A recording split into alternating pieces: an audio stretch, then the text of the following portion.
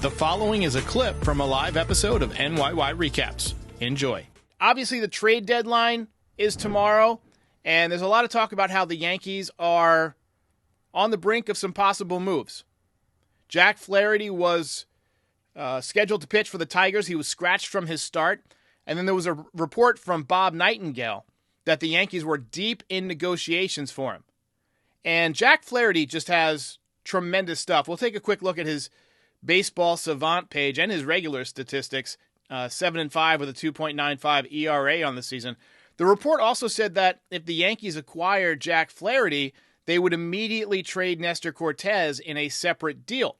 So we have potential over the next, less than 24 hours now, I guess 21 hours, to see some trades, to see multiple trades. Also had Ken Rosenthal on Foul Territory today, and he basically said the Yankees are a team to watch because they're working on multiple deals at the same time. We'll talk about Nestor, but let's take a peek at Flaherty's metrics here. He's 6'4", 225 pounds, so he's a big dude, sub-3 ERA, 133 strikeouts and 106 and two-thirds innings pitched. He's only 28 years old. You see the expected ERA is elite, the expected batting average is elite, whiff percentage is elite, strikeout percentage, walk percentage, all elite. Hard hit percentage is above average. He's really come into his own this year. Last year he was 8-9 with a 4.99 ERA, but he's somebody who's found it. Like, he's harnessed his ability that he's always had, that people have always seen in him, and he's become an excellent pitcher. He would instantaneously, I think, give the Yankees the best 1-2-3 in baseball if you pair him with Garrett Cole and Luis Gil. That's assuming Garrett Cole eventually becomes Garrett Cole again. We did a little bit of a StatCast report this morning where we talked about how his stuff, his fastball effectiveness especially, has taken a little bit of a dip. He's throwing the slider more. But hopefully, I think Garrett Cole will round back into form, or at least near form. But anyway, as you saw from his numbers, Flaherty is an elite pitcher now. And the Yankees would be getting him at the perfect time.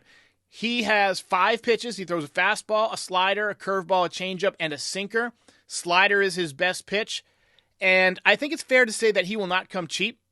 The Orioles are in on him. They're competing with the Yankees for Tanner Scott as well, Marlins left-handed relief pitcher. And according to Jim Bowden, the Orioles actually have the edge in the Tanner Scott negotiations. But I think you can get Flaherty without giving up Dominguez, but I think either one of Dominguez or Jones would have to go. I'd rather keep Dominguez because, he could be back next week. And Spencer Jones is still a little bit of a ways away, but I think Spencer Jones would actually profile better in Detroit. His speed is elite. He's got like Corbin Carroll level speed. And in center field in Detroit, you got to cover a lot of ground. So I would imagine Spencer Jones will be the one going back in any deal for Jack Flaherty. But then the question becomes, what can you get for Nestor Cortes? Probably not a ton. You might be able to get a bullpen arm, somebody that Matt Blake can transform into a stud. The one thing that the Yankees have going for them right now, though, and Rosenthal made this point today, is that there's about 10 teams right now looking for starting pitching. And the Yankees have a starting pitcher who they can deal in Nestor Cortes. There's less than 10 starting pitchers available, impact starting pitchers, and Nestor could be one of them, which means the Yankees have some leverage. So they might be able to get, a couple of, overlooked arms, Michael Tonkin types, maybe better, maybe younger, that can make an impact once you pair them with Matt Blake. So I'm looking forward to seeing what the Yankees do over the next 20 hours or so.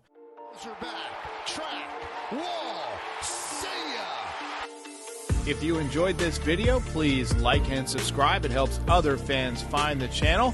NYY Recaps is also available on all your favorite podcast platforms, and we'll see you next time.